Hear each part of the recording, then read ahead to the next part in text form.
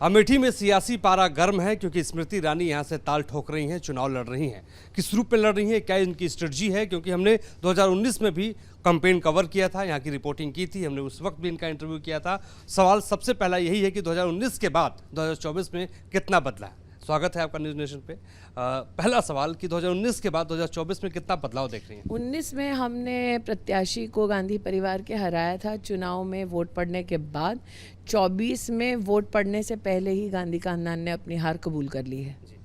तो किशोरीलाल शर्मा को जो है यहाँ पे उतारा गया है, राहुल गांधी रायबरेली चले गए हैं। चैलेंज देख रही हैं या ख़त्म हो गया? मुझे ऐसा लगता है कि इस लोकतंत्र की सबसे बड़ी ताकत यह है कि सामने अगर सेनापति भाग भी जाए तो भी हमारा ये कर्तव्य है कि हम हर घर जाकर वोट की अपील जनता से करें। तो हम अपना काम कर रहे हैं अपने लक्ष्य की प्राप्ति के लिए। राहुल गांधी चले क्यों गए? ऑफ कोर्स उनको ये पता था कि यहाँ पर हारने वाले हैं। सिर्फ उन्हें ही नहीं पता था, पूरे परिवार को पता था कि परिवार से कोई भी प्रत्याशी खड़ा हो जाए वो हारेगा। स्मृति ईरानी ने 10 साल, खासतौर पे 5 साल लगातार यहाँ पे आप सक्रिय रही हैं। आपने कई डेवलपमेंट के जो काम किए हैं लगातार आप गिनाती रही हैं। इस बार 5 साल के बाद अगर आप जीतती हैं तो क्या बड़ा विजन हो? अगर है नहीं, क्योंकि जीत रहे हैं, ये तो मैंने कहा ना, घोषणा स्वयं गांधी परिवार ने कर दी है, वरना गांधी परिवार नहीं लड़ता यहाँ से। मैदानी जंग तो तब छोड़ी जाती है ना जब हार सुनिश्चित हो जाती है। और सच्चा सिपाही और सेनापति वो जो सर कटा ले लेकिन झुकाए नहीं। तो यहाँ पर तो पूरा का पूरा सेनापति का कुनबा ही भाग गया है। पूरा कुनबा भाग गया है। लेकिन राहुल गांधी आरोप लगा रहे हैं भारतीय जनता पार्टी पे कि अगर 400 पार का आंकड़ा हुआ तो संविधान बदल देंगे आप लोग। देखिए, आज एक बहुत गंभीर आरोप राहुल गांधी पर उन्हीं की पार्टी के लोगों ने लगाया है। ये कहा गया है कि राहुल गांधी का ये मंतव्य है कि वो अगर उनके पास थोड़ी सी भी सत्ता हो तो वो राम मंदिर के निर्णय को पलटा देंगे। ये गंभीर आरोप है और राहुल गांधी को इसकी पुष्टि करनी चाहिए। इससे पहले भी राहुल गांधी ने विशेष रूप से पिछड़ों के और दलितों के आरक्षण पर सेंध लगाकर मुस्लिम समाज को और धर्म के आधार पर आरक्षण देने का प्रावधान संविधान में है नहीं। तो संविधान की धज्जियां तो राहुल गांधी उड़ा रहे हैं। और अगर उनके नेता का ये कथन कि सुप्रीम कोर्ट के वर्डिक्ट के बाद राहुल गांधी उस वर्डिक्ट को पलटना चाहते हैं, राम मंदिर के निर्माण के उस निर्णय को बदलना चाहते हैं और वहाँ बाबरी मस्जिद बनाने की वो एक प्रथम पहल करना चाहते हैं, तो ये अपने आप में बहुत ही गंभीर आरोप है और इसका स्पष्टीकरण निश्चित रूप से राहुल गांधी को देना पड़ेगा। संविधान वाले पे आप क्या कहना चाहेंगी? क्योंकि लगातार सुप्रीम कोर्ट का अगर निर्णय हो चुका है राम मंदिर को लेके, तो राहुल गांधी होते कौन है ये निर्णय लेने का कि वो सुप्रीम कोर्ट के इस निर्णय को बदलेंगे? क्या ये चैलेंज नहीं है संविधान के उस विशेष स्तंभ को जो हमारे देश भर में न्याय की प्रक्रिया को सुदृढ़ करता है? दूसरा, संविधान की धज्जियां राहुल गांधी ने उड़ाई जब उन्होंने ओबीसी आरक्षण में सेंध लगाकर मुस्लिम समाज के लिए आरक्षण दिया है।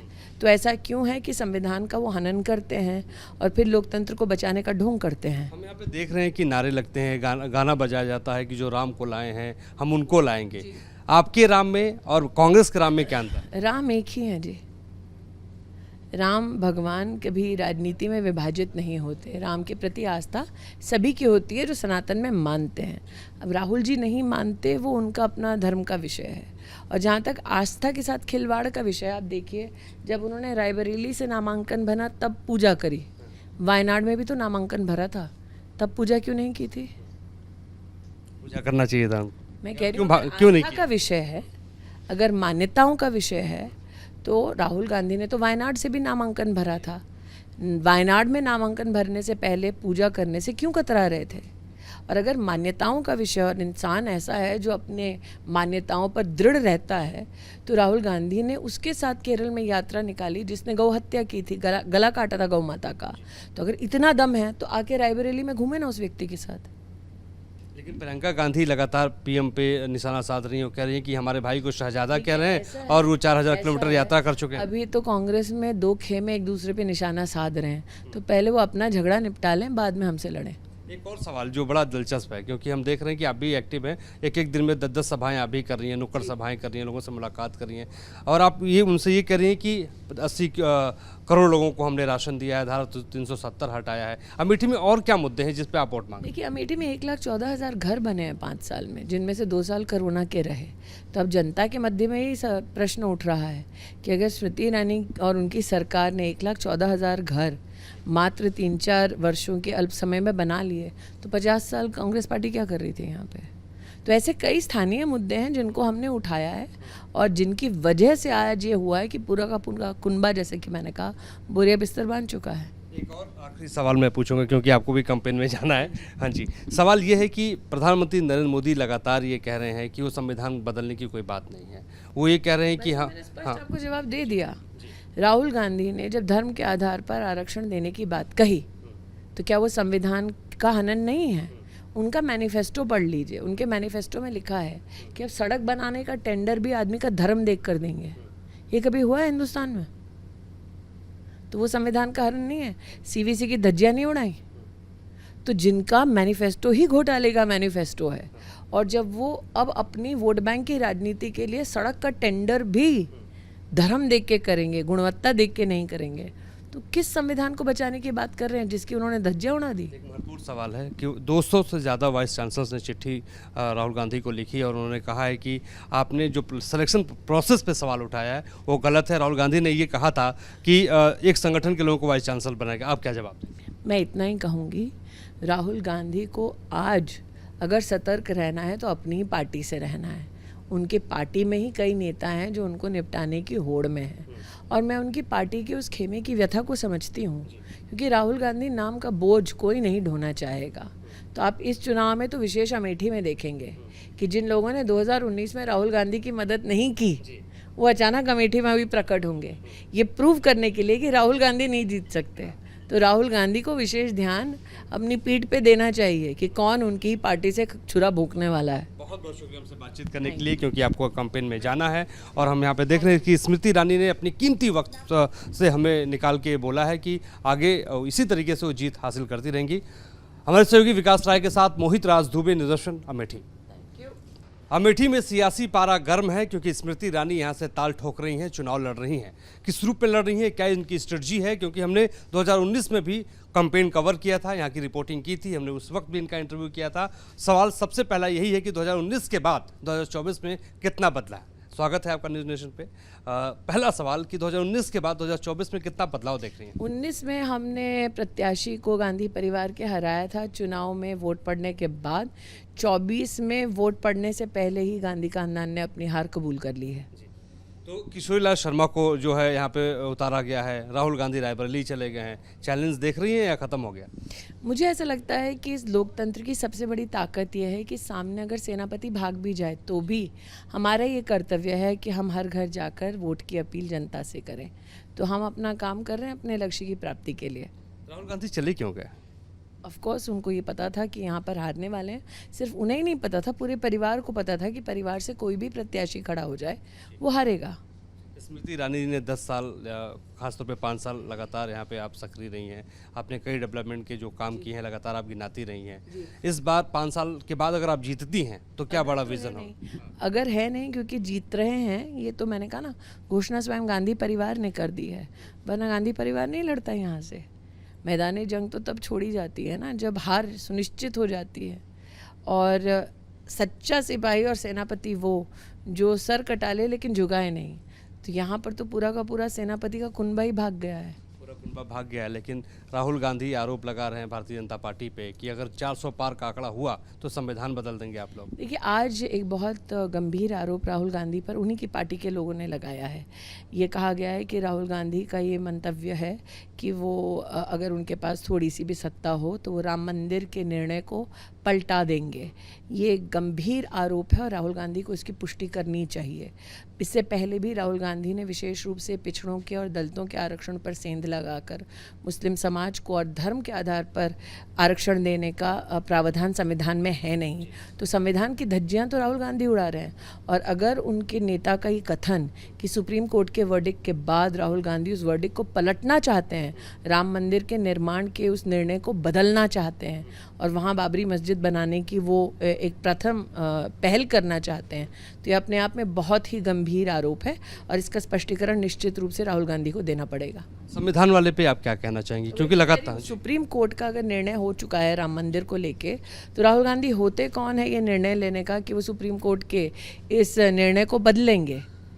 क्या ये चैलेंज नहीं है संविधान के उस विशेष स्तंभ को जो हमारे देश भर में न्याय की प्रक्रिया को सुदृढ़ करता है? दूसरा, संविधान की धज्जियां राहुल गांधी ने उड़ाई जब उन्होंने ओबीसी आरक्षण में सेंध लगाकर मुस्लिम समाज के लिए आरक्षण दिया है।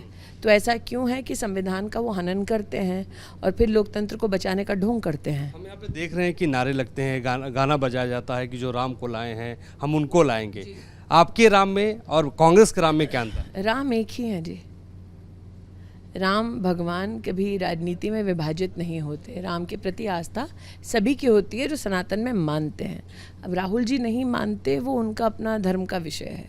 और जहाँ तक आस्था के साथ खिलवाड़ का विषय, आप देखिए जब उन्होंने रायबरेली से नामांकन भरा तब पूजा करी, वायनाड में भी तो नामांकन भरा था, तब पूजा क्यों नहीं की थी?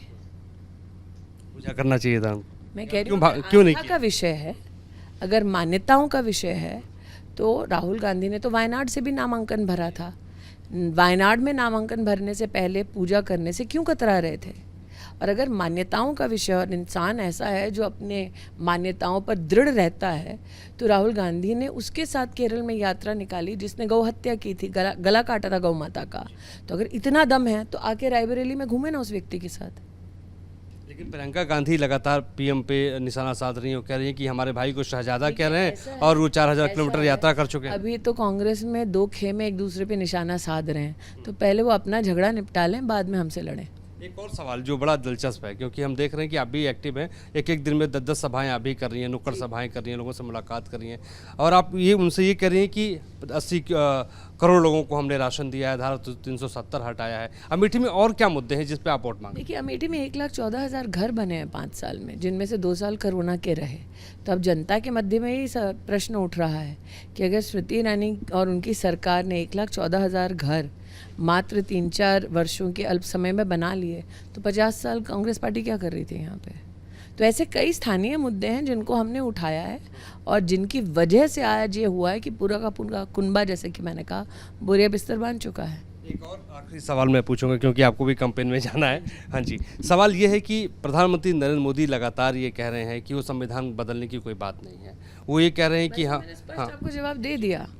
राहुल गांधी ने जब धर्म के आधार पर आरक्षण देने की बात कही, तो क्या वो संविधान का हनन नहीं है?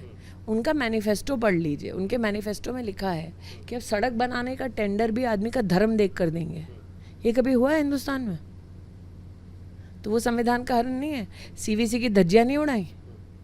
तो जिनका मैनिफेस्टो ही घोटाले का मैनिफेस्टो है, और जब वो अब अपनी वोट बैंक की राजनीति के लिए सड़क का टेंडर भी धर्म देख के करेंगे, गुणवत्ता देख के नहीं करेंगे, तो किस संविधान को बचाने की बात कर रहे हैं जिसकी उन्होंने धज्जियां उड़ा दी? एक महत्वपूर्ण सवाल है कि 200 से ज़्यादा वाइस चांसलर्स ने चिट्ठी राहुल गांधी को लिखी और उन्होंने कहा है कि आपने जो सिलेक्शन प्रोसेस पे सवाल उठाया है वो गलत है। राहुल गांधी ने ये कहा था कि एक संगठन के लोगों को वाइस चांसलर बनाएगा। आप क्या जवाब देंगे? मैं इतना ही कहूँगी, राहुल गांधी को आज अगर सतर्क रहना है तो अपनी ही पार्टी से रहना है।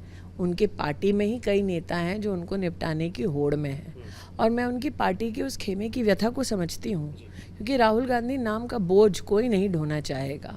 तो आप इस चुनाव में तो विशेष अमेठी में देखेंगे कि जिन लोगों ने 2019 में राहुल गांधी की मदद नहीं की, वो अचानक अमेठी में भी प्रकट होंगे, ये प्रूव करने के लिए कि राहुल गांधी नहीं जीत सकते। तो राहुल गांधी को विशेष ध्यान अपनी पीठ पे देना चाहिए कि कौन उनकी पार्टी से छुरा भोंकने वाला है। बहुत बहुत शुक्रिया हमसे बातचीत करने के लिए, क्योंकि आपको कैंपेन में जाना है और हम यहाँ पे देख रहे हैं कि स्मृति ईरानी ने अपनी कीमती वक्त से हमें निकाल के बोला है कि आगे इसी तरीके से वो जीत हासिल करती रहेंगी। हमारे सहयोगी विकास राय के साथ मोहित राज दुबे, निदर्शन, अमेठी।